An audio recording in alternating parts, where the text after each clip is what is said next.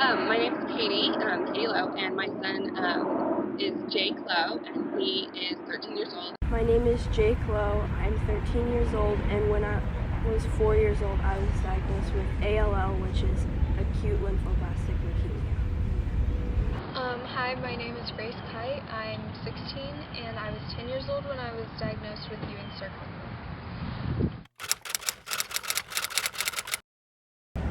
I remember the night that I kind of felt like really bad, and we went to the doctor, and they kind of just thought that it was like a virus or an infection, and I just remember feeling like really bad, like I just felt really sick, and then I kind of I couldn't really understand it at the time, but like when I was diagnosed, I kind of felt like really upset, because I kind of knew a little bit like that it was really bad. I knew that night that things were definitely going to change. He had just turned 4 years old when he was diagnosed with ALL. So for the first 6 months before I was actually diagnosed, the doctors told me that I had asthma because I was having trouble breathing and getting really lightheaded. And I was a gymnast, so I was experiencing it when I was going to do gymnastics. But then in January, I passed out at gymnastics, and that's when we realized something was actually wrong. Because whenever I was officially diagnosed, I didn't know what was going on, and so I wasn't really it didn't really hit me until later.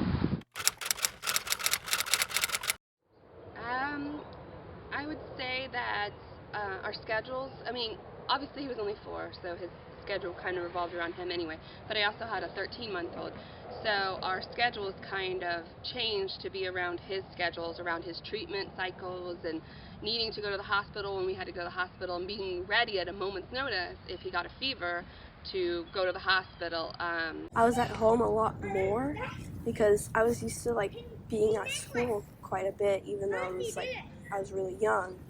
But I was used to being with people, and so I kind of felt a little lonely being at home and just feeling sick all the time. And it kind of just made me sad that that had to happen.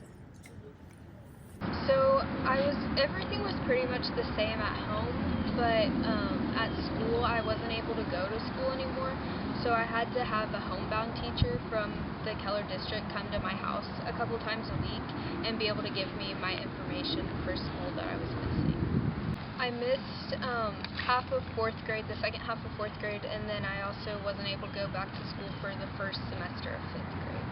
At the end of 4th grade, I had really good friends in elementary school, and some of them would come up to the hospital, but by the time I was going back to school, most of them had moved on, kind of, and so when I went back to school, everybody had different friends, and I was at a different school when I went back, and so it was really weird that everyone had kind of gone different ways.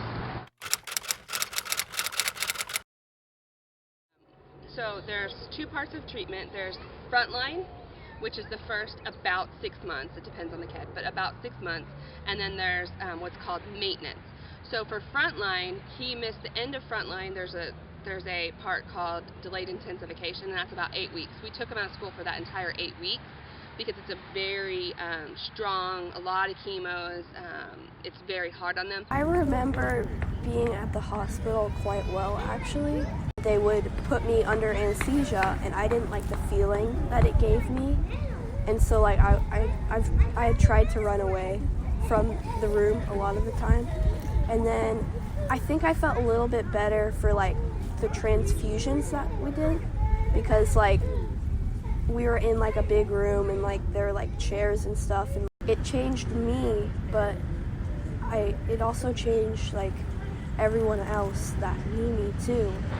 My tumor started, we believe, up in my top rib or my collarbone, and then started growing down, and then it filled up all the way down one side of my chest cavity, and then pushed my lung down, and then started growing out and moved my heart and trachea over. It was extremely painful. At night, I was able to sleep, but it was still really hard to breathe. And so my parents would come in and they would just hear me wheezing at night, but we didn't know what it was.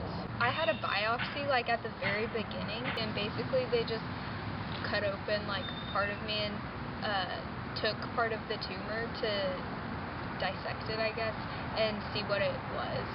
So then whenever it was time for surgery, I was like kind of nervous, but I'd already had one and everything had gone well, so I wasn't like as nervous as I think I could have been. I had to shave all of my hair off because it kept falling out, but it wasn't completely gone on its own, and so just to clean it all up, we just decided to shave it all off.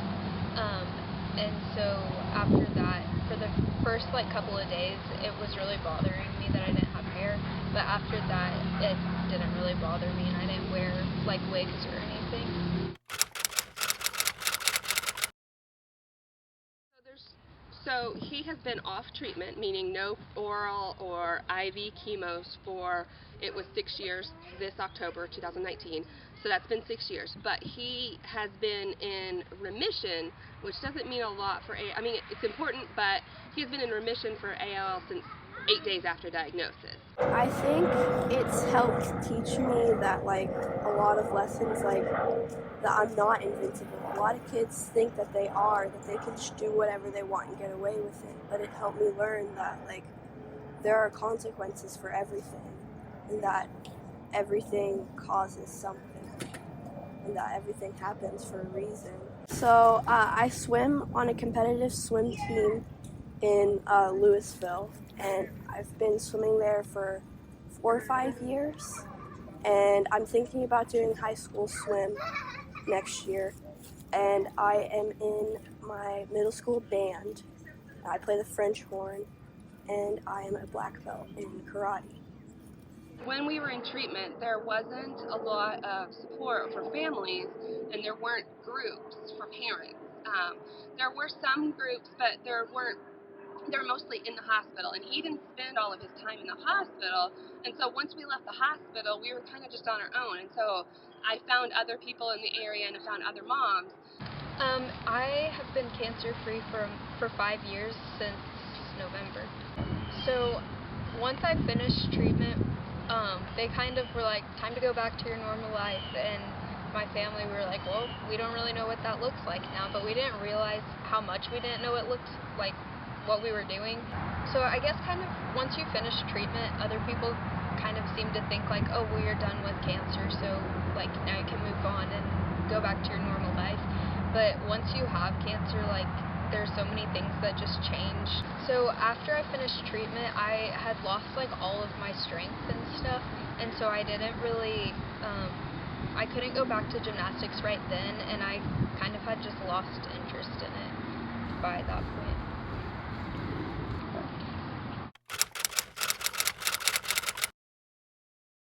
So I would say to all the kids that are experiencing the same thing that there is hope and that you will get through it. You just have to push through it and keep going through it. And there might be things that you don't want to do about it, but you always have to see the good things and the bad things. If you're going through cancer right now, I'd say just keep your head up and know that no matter what happens, that I think that there's a reason everything happens, and that I also think that there's a God that's bigger than all of it that will take care of it.